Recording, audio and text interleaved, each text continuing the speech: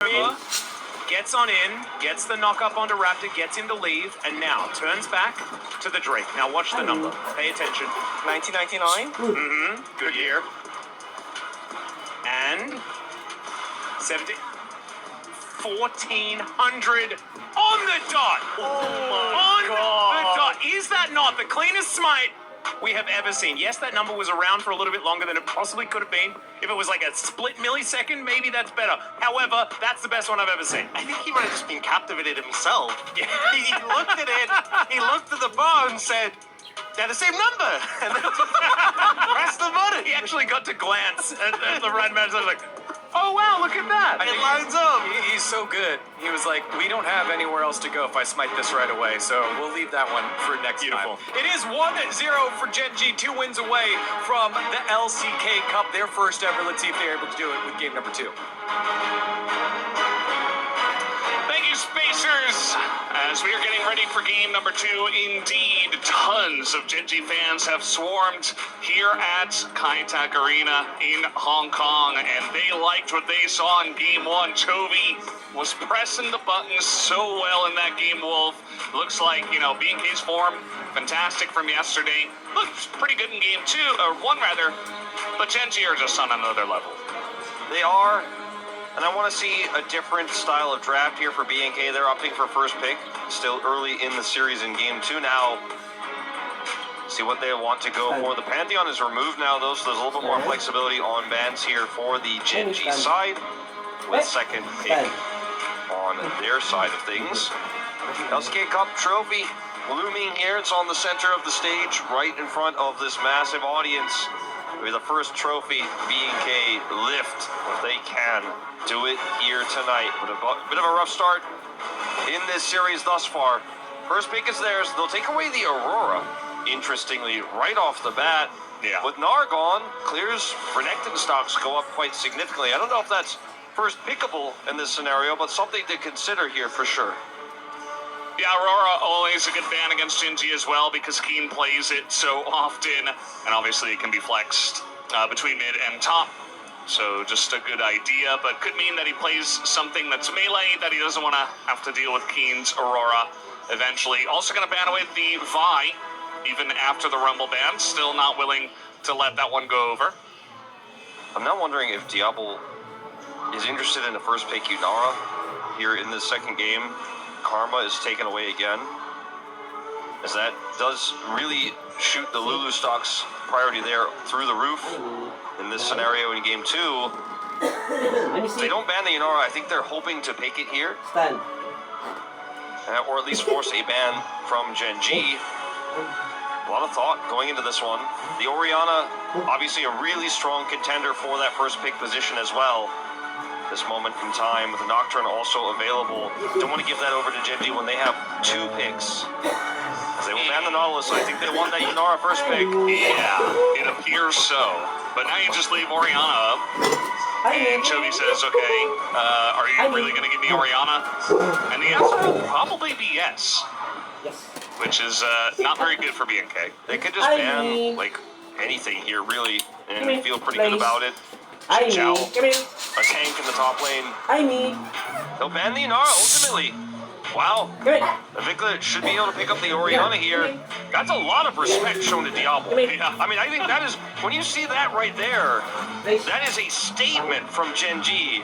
And I think Orianna's incredibly strong. We could get Orianna Nocturne, but I am just not going to deal with Diablo's Yunara in this situation. I'm not going to allow it, no matter what, even with a heavy cost. Just make that choice. That is a lot of respect. Yeah, I mean, Riller could have easily said, it's okay, I can deal with this. Instead, they just ban it away, and it's kind of crazy that they do. And with no Karma and no Yunara, looks like they're just deciding, you may have the hottest mid laner on the patch, but we've got the hottest bottom lane duo. That is, there's no lane that you can play that can deal with this well. Now, we have seen Yuumi neutralize this a little bit. So will we see the Ezreal Yuumi here with the Orianna setup on the side of B&K? Doesn't really spell a strong Orianna composition out the gates. Well, they'll get the Nocturne instead. I prefer this than trying to just slam the Yumi right now. Yeah. Because this is just so much more robust of a combo. I think you're going to have to sack bottom lane. And ooh, they even get the Renekton on top of it. I think they didn't fall into the trap that a lot of other teams would have in this rotation. Yeah, it's pretty interesting. I mean, now, obviously, mid-jungle very strong for the side of BNK, but bottom lane is just incredible for Gen G. And, you know, Jovi's going to put a lot of thought into what he wants to play here. It has to be something that can somewhat survive against this, and he's considering the Galio. It could also just go for Mundo and look for something else later on. Instead, they will grab the Galio. Really strong. Any sort of frontliner that can take a lot of hits is always going to feel great when you have the Seraphine Ashe. You can set up any sort of CC like taunt, the arrow comes through. Then if you can get a taunt to set up the encore, that's amazing. But just your body alone will extend the range of the ultimate. The Nico will get banned away here. One of the only ranged champions left that could potentially help a lane go toe-to-toe with this Ashe Seraphine. And I expect we'll probably just see a Yumi ban in that final spot as well. What else they would like to take away? Yeah, I mean, when you go down the list, you know, there's Yumi, there's Lulu. If you want to try to play a melee support into it, we did see Nautilus. I think that was yesterday. Didn't really work out. But it's just going to be this Zeri instead. Zeri, Yumi, all-ins we've seen find great success. A's proved this already. You flash the arrow or you flash the encore and look for the all-in timing. It is very strong. So the question becomes now, what does Diablo and Kellen want to play in this bottom lane? Because the Ezreal Yumi is strong in its own right, but doesn't necessarily suit their composition. They'll at least have a little bit more information before they have to make that choice here of what the jungle or the top lane is going to look like and how much frontline the Ezreal might have to cut through in this draft. The Xin Zhao and the Wukong were great bans. We've really thinned out the pool significantly here for Canyon. And it looks like he's going to opt for this Ambessa, but the great part is it's still technically flexible. Yeah, still technically. Just depending on what they see in terms of the whole comp, but generally not wanting to put the Ambessa against their Renekton. But he could. I mean, Keen as well blind picked the Gwen and was fine with that. So let's see what we see in the bot lane. As really Yumi, some sort of Lucian lane sounds almost suicidal. Going for the Callista into Ashe Seraphine is one of the boldest choices I think you could ever make. Yeah. Well, it's Callista Renata. If you're going to pick Callista, you're picking Renata, right? This does weaken a Kennen pick, because I thought maybe they would consider the Kennen here into the Renekton, because they also don't have really the magic damage in this draft right now. And Kennen really struggles into this. Zahin, similar story, frankly, and is going to have a little bit of a tough time in the early lane. And with the Ambessa, into Renata and Callista, which is relatively difficult to dive, there isn't as much agency here for Canyon in the bottom lane through that Prio. Vikla, if he can get Prio in the mid lane, they can play through that Nocturne post 6. I don't like the bottom 2v2 matchup. I think we will all agree on that. Diablo is going to have to show us something that we've never seen before, and Kellen will have to hit some amazing handshakes. They're going to have to dodge everything from Duro in order to make this work, but maybe they'll just sit under turret and look for a mid-game power spike instead through bailout. I do think, and maybe this would be controversial to say, but I like this draft for BNK versus Genji's better than I like the ratio in Game 1. In Game 1, it felt completely unplayable to me. In this game, I think there are certainly some angles, and there's, once again, a lot of comfort here for these players on these picks on the BNK side. What I will say is that Orianna Nocturne can absolutely make Seraphine's life hell, you know, just blow her up before. I know how much you believe in me. My son made hot. But I can't take it anymore. The pressure.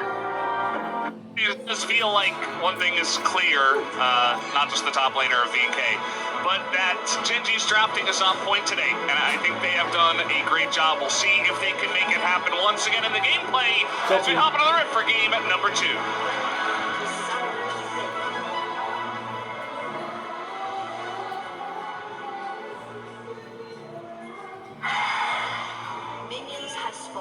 All right, Valdez, here we go. Game 2. Jovi's Galio, drafted early. Great news, kid. It is going to be a tough game for B&K with this draft, but they have tools. They have the global of the Nocturne. Like you mentioned, it's very easy to kill Seraphine with this pick and the setup they have.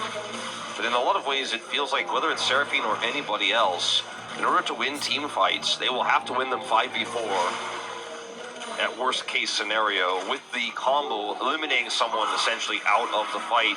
So then Diablo can get bailed out, and then they can continue the fight from there, because you're playing into Ash slows, you're playing into Taunt from Chovy, you're playing into Zahin, who will likely have a second life as well in most of these team fights, and the Seraphine roots and charm as Callista. When you think about Callista, you think about almost like a Beyblade, a spinning top that's flying through a team fight, loves to be up in close and personal and melee to a lot of champions, basically just be constantly doing that damage output.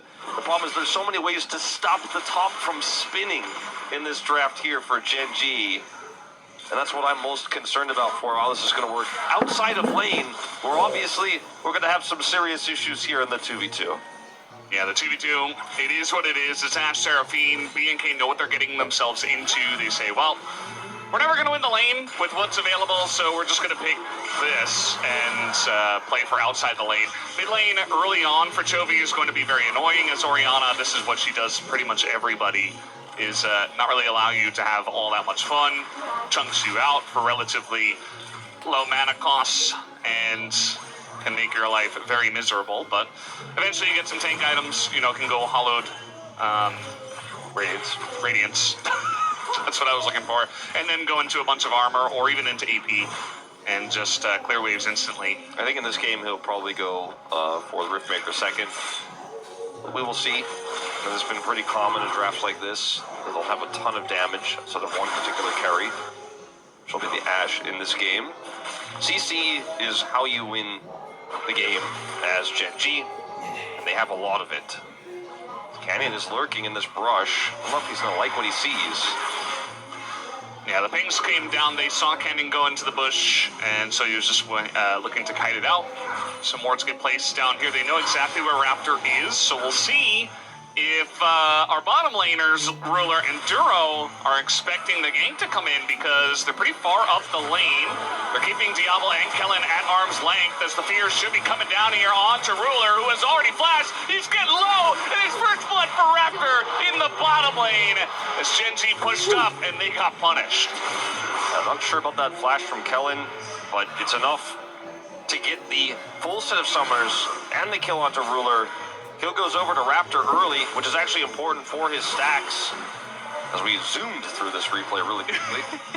But the thing about the Nocturne is when you get the kills early, which you're not supposed to really, ideally for the enemy team, not supposed to be able to get those pre-6. And it means your cooldown when you do have your ultimate is going to be so much faster, even on the first ult. Yeah. And so that is really, really important for the tempo of this game, not to mention the fact that now the Callista has a significant advantage in terms of gold and is able to pick up Berserker Greaves right away. It is so huge for Diablo. Yeah.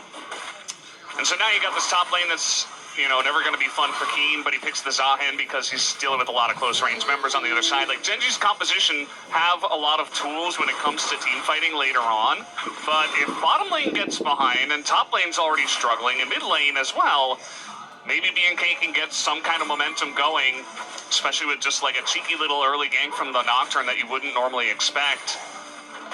It could be enough to, you know, kind of catapult them into the lead in the mid-game and maybe win this one. So we'll have to wait and see how they manage this. Certainly. A lot of the wins, the upset wins we saw from B&K and the dominant victory we saw yesterday over D+, were strategic choices, strategic drafts. Even their single game win they got over Gen G, same story. And that type of pathing for Raptor, unusual, very strategic. Will get them a pretty nice lead here to start things off. We won't see Canyon commit further without his ultimate here to set up a dive. Sminkla not going to go for the ult there. Chovy will just take the back. But bottom side here, you know, you get that extra lead. It isn't going to last very long, but it means that you're not playing just with one hand tied behind your back constantly in this game. It's money that you're otherwise not going to be able to get down there on the bottom side. Even just the assist feels like you're winning at life if you're the Callista in this game. Yeah. I was going to say, look who's back. I mean, Raptor's down here once again. I don't think he is trying to get the gank. I think he just wants to pick up the Scuttle Crab and hit 6 off of it. If he has done this correctly, he's also starting the Dragon, so... I mean, I believe Ruler just did his first back, so he didn't have items. He had to back. They knew that, and they were like, all right, well, with no Ashe here, we can get the push through. Canyon's looking for a potential steal setup. He's going to have to just kind of walk in, and he is going for it. Really wants this early drink. It comes down, and Canyon does it again. And even ults in with level 6 and forces the flash over the wall. But Raptor still gets the kill. Gen G get the first straight, though. I mean, Canyon he is not, I don't even want to say he's walking the tightrope. He's doing cartwheels over the tightrope with a blindfold on, with the risks he is taking in this game. But he's like, Ambessa's got a lot of dashes. I'm going to show you just how many. Hope your smite finger's ready, Raptor, because this is how I'm going to play this fight. And even with the spell shield onto his ultimate from Raptor, he's still able to flash away. Spears looking for an aggressive play here as the empowered W. Yeah, Kane in a little bit of trouble, but not really having enough pressure to get the kill. And yeah, I mean, Canyon, I don't know what it is against BK. He's like, no, I'm just going to steal all of your things, as we do have the arrow coming down into Kellen. But, again, not enough pressure to actually drop the kill.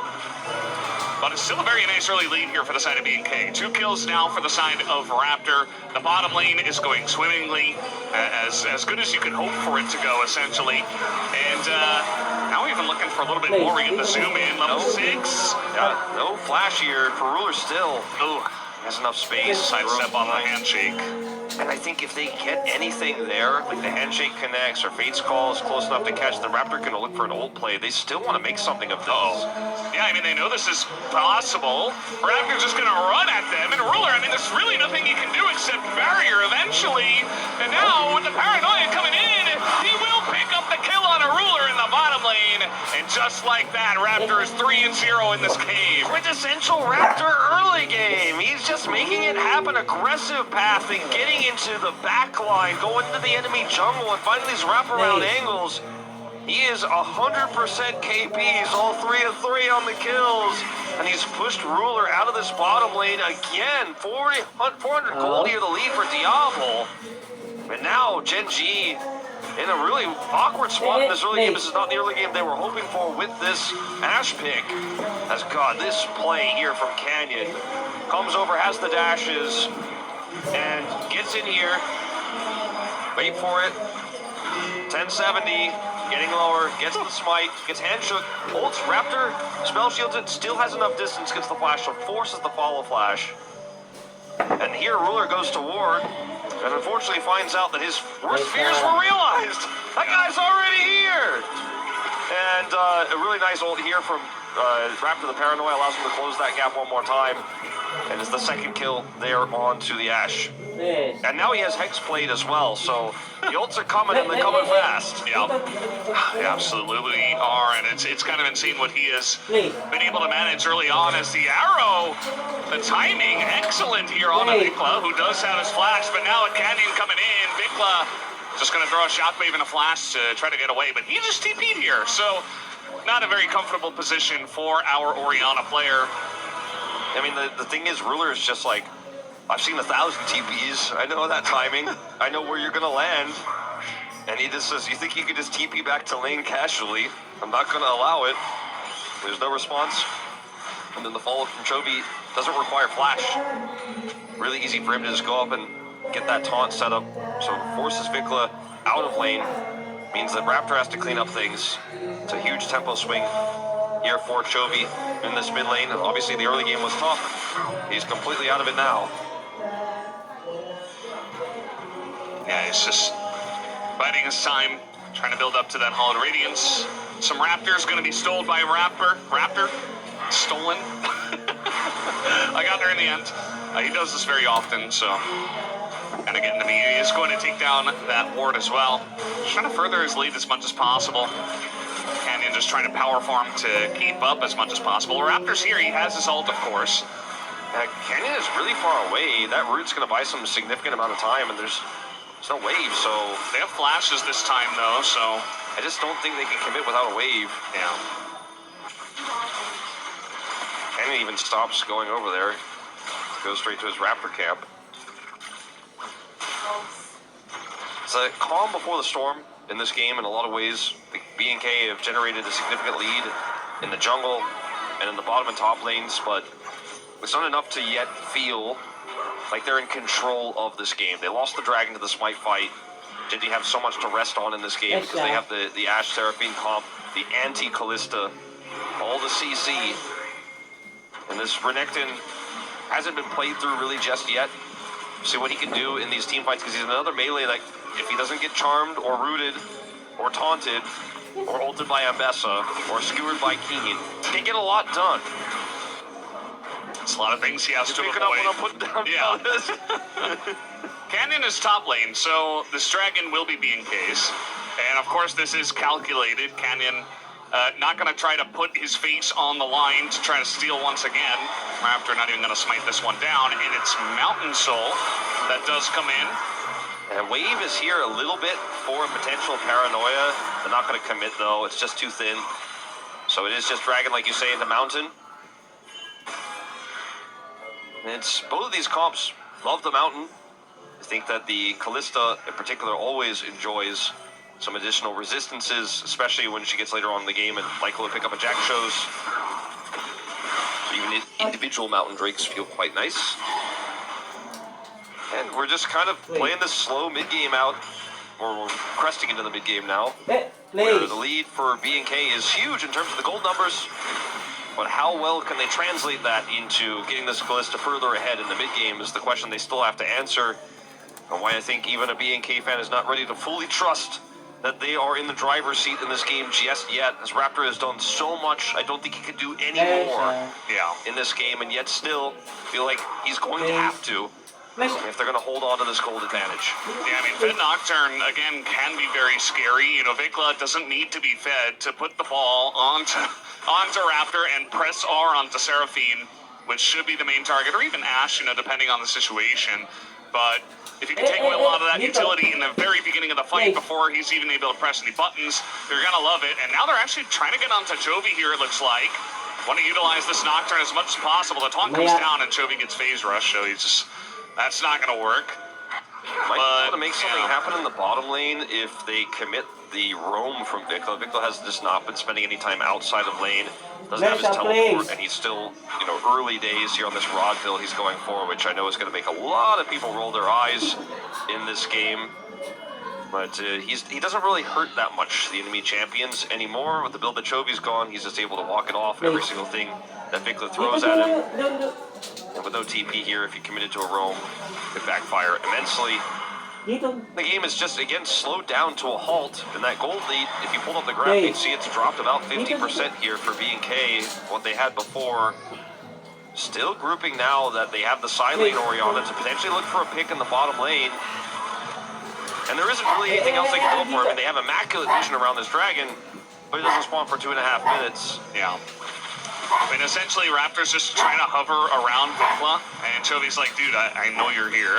So, very obvious, and also I have a ward. And again, Chovy's just such a difficult target to take down just with the two of them. I mean, there is like one ward on the whole map for Gen G. Okay, there's 3. One of them was covered earlier. There's the control ward, then those 2 wards defensively on the bottom side of the map. We've got a couple over here as well. But the map is completely red otherwise. Like, they have done such a great job of choking Gen G out of the bottom side of the map without getting kills, and then making sure they can continue to apply that pressure without any consequences. And, you know, that means that it allows you to pull Gen G around, grab some additional plate gold in the mid lane, keep that Callista ahead. We have to keep asking the question is this enough of a lead? The TP will come through for Chovy. They're just going to catch this wave. The Herald is up, so they lost prio here on that TP from the teleport from Chovy. Let's see how B&K play this. They do have clear with TP. He's going to grab a plate himself. And actually, Gen G back away. Yeah. Gen G are backing off of the canyons down the bottom side. We saw clear actually going in. But yeah, they are going to see Raptor moving over here, and I think they're just electing to say, well, at this point in time, you got a Callista on one item, the Nocturne is gigantic. Let's not take any risks. Yeah. I think that's fine. you do have Zahan, you've got Mbessa, you've got Ash. I do feel like, given enough time, a little bit more tankiness, maybe you can sneak some of the dragons. If they get into a 5v5 team fight and not die to the Nocturne, they're going to be in a good spot, and I think they can do that a little bit better. However, a little bit later in the game. I agree with the choice from Gen.G because this is how you can lose the game with certainty, is losing a fight there. Yeah. But the Herald value is, you're not going to feel like good about dropping this Herald, because if they kill that mid turret, this Fed Nocturne is just completely unleashed on the map. He can do whatever he wants, and Ruler will never be able to farm without assistance, will never be able to farm without help, or he would just be obliterated, especially with Bailout, potentially on the cards with Kellen being nearby. It is so easy to just constantly keep him underfoot. And so this is an extremely high value Herald, especially because the timing of this with the Dragon guarantees prio here. Now, they don't necessarily be able to get the whole turret here, but it is going to be a big chunk. And that prio guarantees that they get this Dragon set up here. I feel like it's a little bit early from the side of BNK, but they get total control over the river, which is the main thing. They have the sticks in the Dragon from the Callista. Surely they can just time the smites here. The ult is not going to land, and oh no! Not like this, BNK! My God, I don't know, my everything just flashed before my eyes watching that volley come through. Because you and I both knew, like, that 57 health is not it. It was way too early. 57's it's not a high number. But in terms of smites, it is high enough. Oh, and now they want to dive. This could be... Oh, they're not going to land the arrow, but it's still a lot underneath this turret, and Clear has nowhere to run, and they're just so tanky already.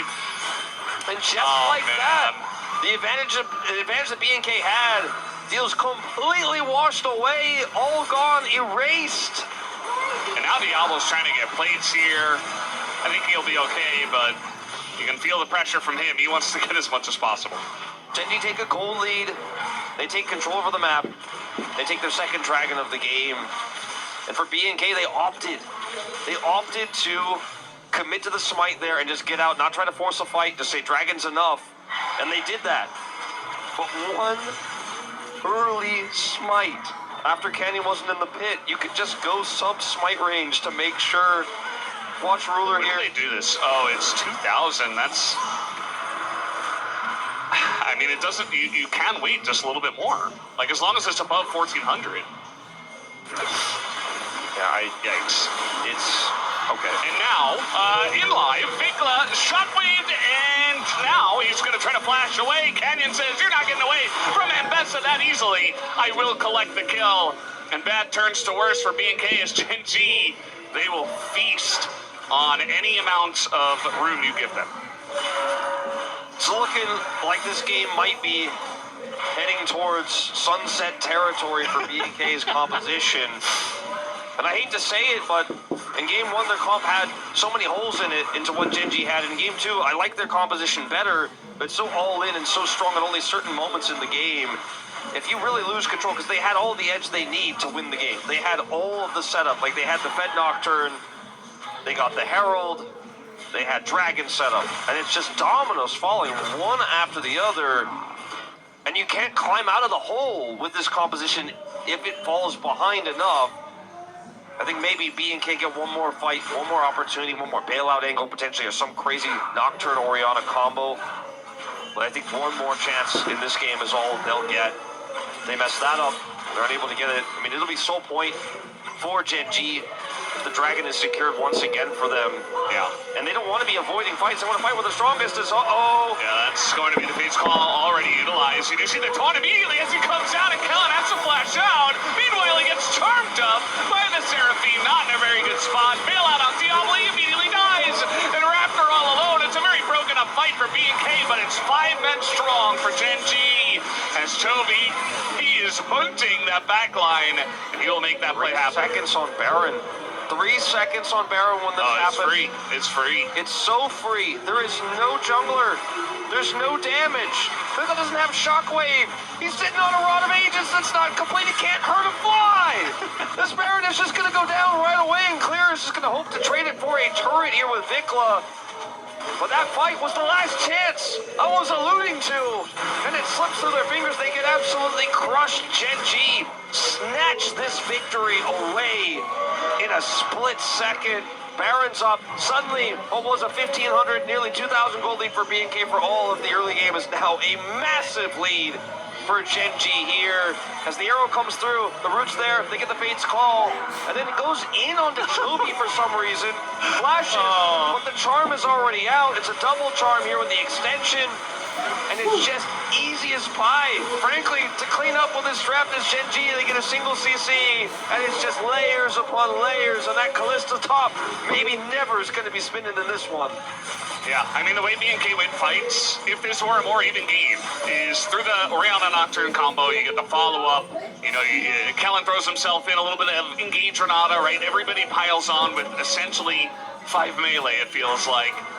But if you're getting engaged on and Kellen's throwing himself into a Galio just to get taunted and Diablo's left all alone, you're not winning a single fight.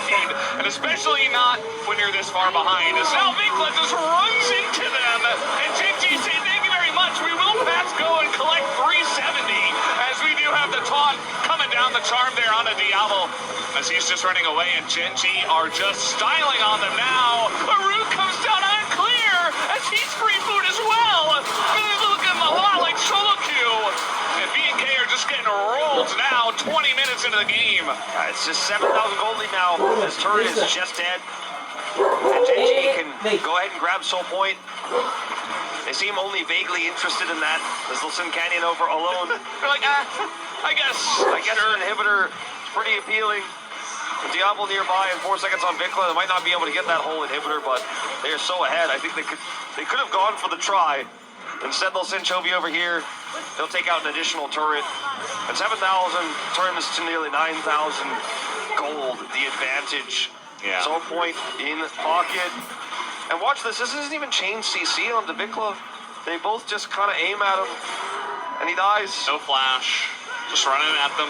Like, both of the CCs were just angled the same way towards him at, like, different cross angles. Yeah. He's hit by both. He's dead. He has no flash, as you mentioned. And he's coming in on a flank angle. They read it. They destroy. And then from here, it's just, this comp is so oppressive from ahead. You just keep going in.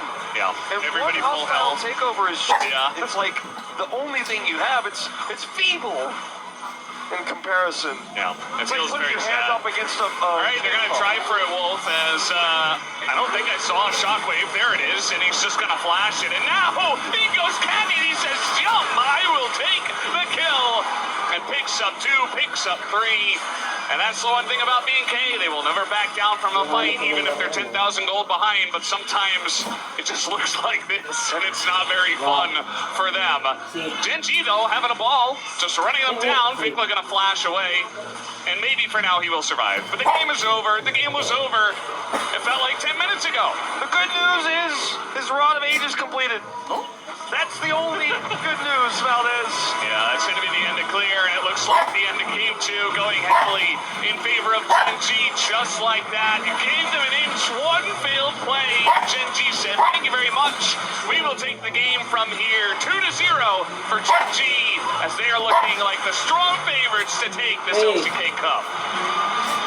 They were the massive favorites before the night began, but now it is a hard mental gymnastics set you're going to have to go through if you are going to believe the reverse sweep could come through. It's not impossible. We've seen crazier things in LCK. We've seen crazier things in LCK finals. In LCK Cup, last time Genji was here, it went to 5, and they lost to Hanwha Life ultimately. But this looks like a completely different series. We're not going toe-to-toe with each other. These players fight not lifting a world's title here on the side of Genji with the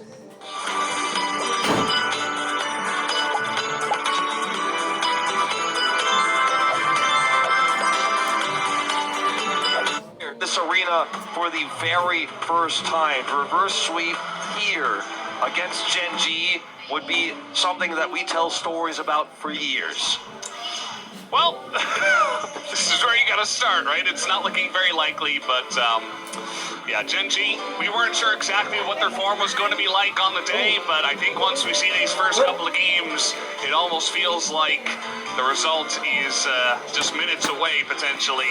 As Genji taking the lead here 2-0, B&K. We'll have to see if they can make a comeback, but for now, guys, we'll throw it to a break and have the space. We'll be right back. Bye-bye. Bakit? Bakit ganyan?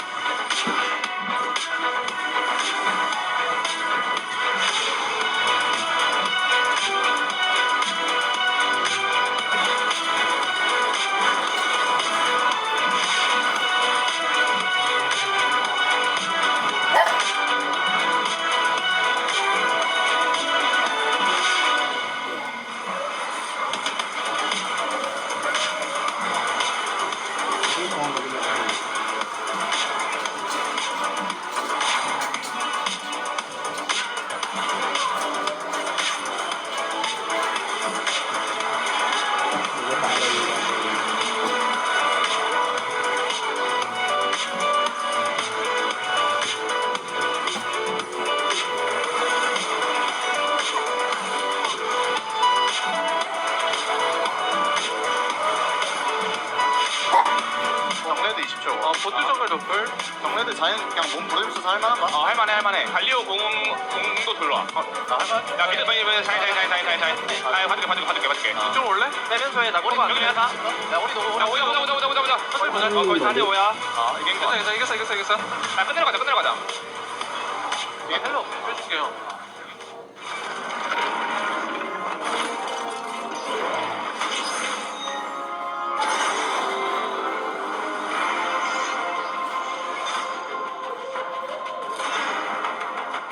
A symphony of justice.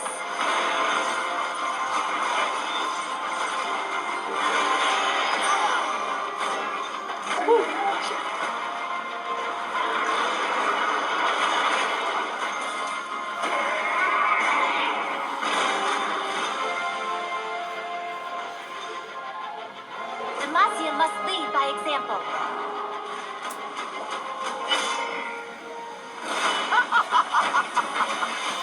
They are nothing before me.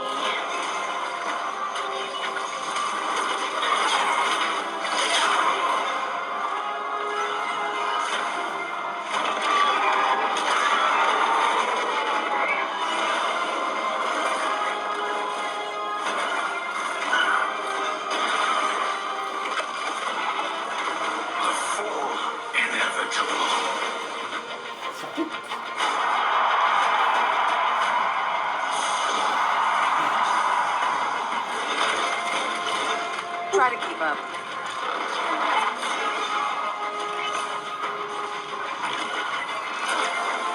Every death is a sacrifice.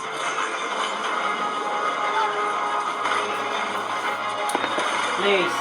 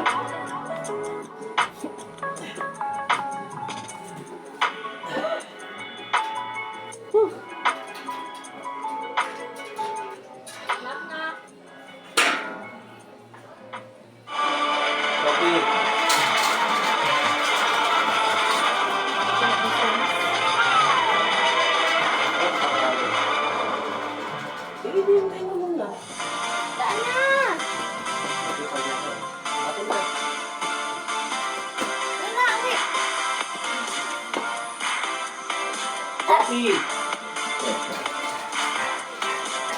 Okay. We showed the many accolades of Chovy earlier in the pre-show, and now he's one win away from winning his first ever LCK Cup, the second one in the history of the LCK. They are up 2-0, our Genji over BNK Fear-X, and yet again, another solid start, an even better start here for BNK Fear-X, but not able to translate it into an early lead, into a win. Yeah, it didn't quite work out, although, honorable mention to Raptor. Picking up kills before level 6 on Nocturne is not an easy task.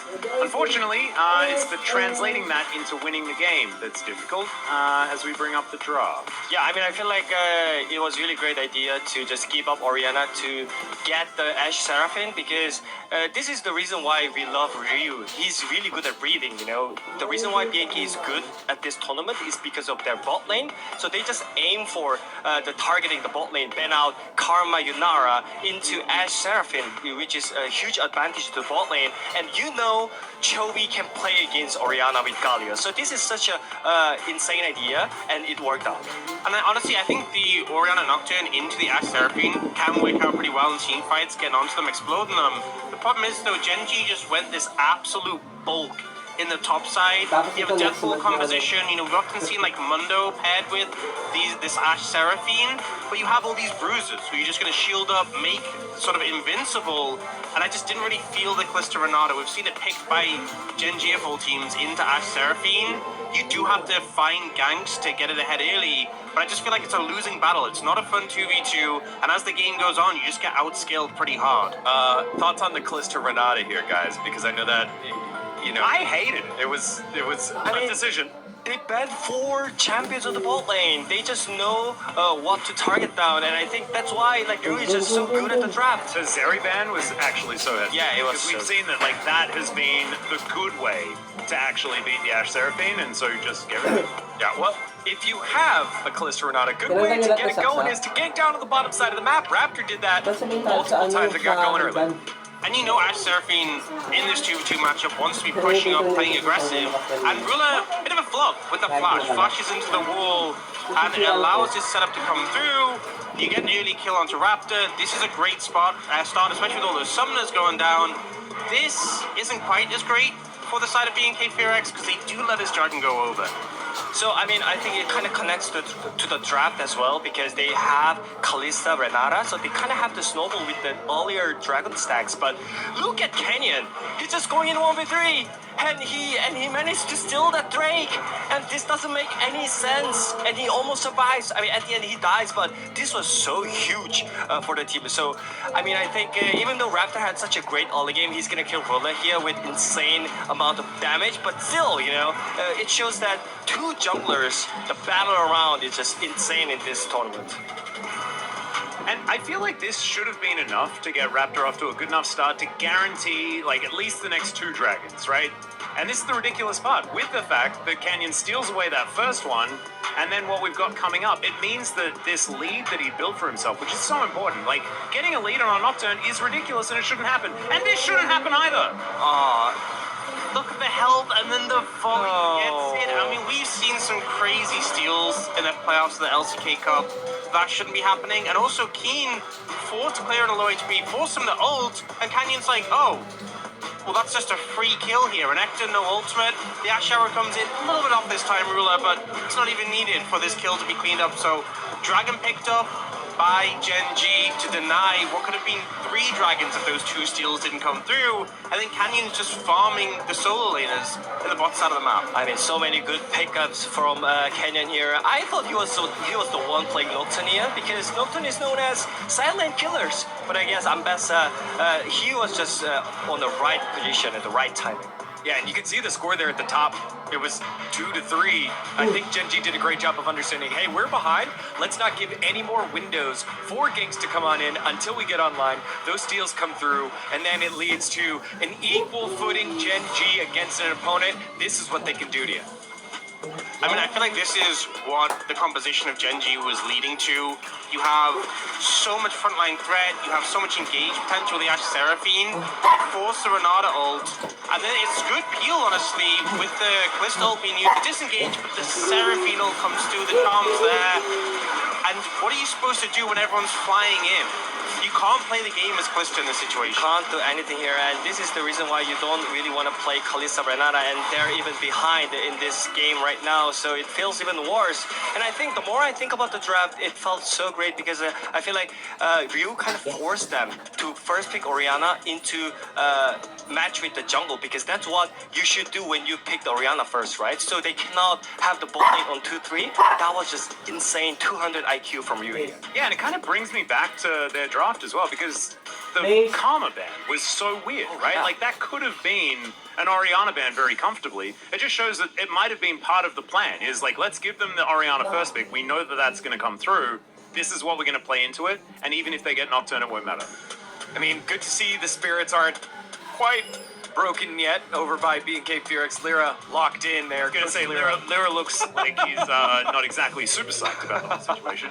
Definitely not, but compared to what we saw yesterday, after your Game 2 loss by D plus Kia, CV Max was trying to get his team to lock on in. They're still conversing, still in the matchup here. What do you want to see as BNK Fearx still go with first pick Genji on blue side, Ox? I feel like when you're in a comfortable position like this, I think having bot priority going to be really important, and also just easy to execute sort of engage compositions. I think that surprisingly, Genji has had a tendency in the past to play these harder to execute, more finesse comps.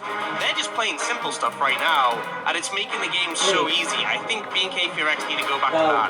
Back to basics for BNK Fearx. Remember, they've been in this position before, down, and let's see if they're able to bounce back. It starts with one step at a time, like what Wolf said earlier. If they're able to do this, we'll definitely be talking about a long time. However, the first ever LCK Cup for Genji, we'll talk about that as well if they close out here with a clean sweep. Thank you very much, guys, as we're getting ready for game number 3. Tons of Diablo signs still out there. And I just go back to when they banned the Yunara against Diablo, showing a lot of respect and forced them into a really rough spot in that second game. Is BNK going to go for first pick once again? We'll see if they can figure it out this time. The cost of the Orianna pick was so high in game 2. Whatever they pick here will come with a similar cost. There's so much still available, but I think the big picks here really that you're worried about as Genji are Diablo focused, right? But take away the clear Rumble, since it is first pick here for BNK. But I wouldn't be shocked to see another Yunara ban, and potentially even a Lucian ban in this situation. The Zeri they banned was really smart because of the all-in potential into the Ashe Seraphine. I think that's not necessarily first pickable by any means here for BNK. And there's a few other picks that you could look at that are safe, but don't feel like they are incredibly strong for composition building here for BNK that are left available, like Xin Zhao. You could first pick that, but we'll go for first pick for those types of choices, as I love the Lulu ban. Yeah, we had Karma last time around in the same spot. This time it's Lulu. And it's because they're dealing with a different situation and they are not going to get Ashe Seraphine this time. So they just want to make sure that no Lulu is going to come through. And I think that's a good shout because, you know, Kellen is fantastic at Enchanters and they know that they want to deny it away from BNK.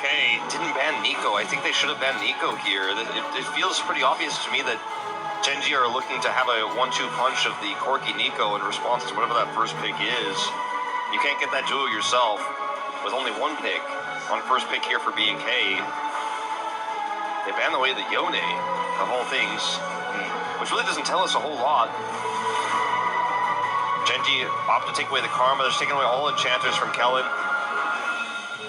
It feels like they're definitely looking for that Nico pick. And they'll just let the Azir through. And we are not overall super psyched about what that means right now in this meta. I think that Chovy can play a whole slew of different things into that. If he wants to pull out the Akali, he can, but absolutely doesn't have to. And I think you're right about, you know, Genji trying to go for strong duos and cut away. You know, we talked about Diablo, but anyway, Enchanters also makes Diablo's life hard. And this is exactly what you were talking about with the Nico still available. Feels like a slam dunk. And I guess the idea was to protect the Yone, or protect the Azir with the Yone ban, but this feels so much worse to deal with when we're talking about Ruler and Duro in the bottom lane. don't necessarily have to lock the Corki here if they want to go for a Prio jungler pick instead. But this deep in the series, I don't think that's even necessary. And wait and see can react. Canyon is getting the word though, so they will opt for the Wukong instead of getting the AD carry pick right now. Rakan is fearlessly banned. They opted for this Nico Wukong, which is still strong synergy. It's not as easy to pull off. Well, there's Lucian and there's Nami. With Nami available, this is something you could have done as Yunara still left up, and Ruler's like, you know what? I'll just play that. Corki cannot match the Lucian in lane in terms of all-in power, but the Yunara absolutely can with their Q stacked and with their ultimate later on. So even if they were thinking about the Corki, they could pivot so easily now to the Yunara when this is locked in. Now, I still think this is going to be a skill-based 2v2 in the bottom lane. I think it's a fairly even matchup. But what the Yunara does later on is often a lot more than Lucian Nami. It's not a Milio composition this time for Diablo. Xin Zhao is taken away since the Wukong is already locked in here for Genji. And I suppose you could look to just ban away some safe frontline top lane picks here from Keen. If you are BNK, Cassante, Sion, to kind of fit the bill. Rek'Sai, Yeah, that's a Keen favorite. which also is good into Lucian and strong into tanks that Clear could be looking for here. Yeah, Clear definitely sometimes leans on like a Scion pick somewhere around the middle of the Fearless drafts that they get. So not a bad idea. I do wonder if they will look at a Kali at all. I was thinking about, is there any Silas angle here? Because it's really powerful. In terms of ultimate stolen, not the greatest right now. But as the Azir matchup, the Cassante, I think you see the Rek'Sai ban, you are like, okay, I see what you're at.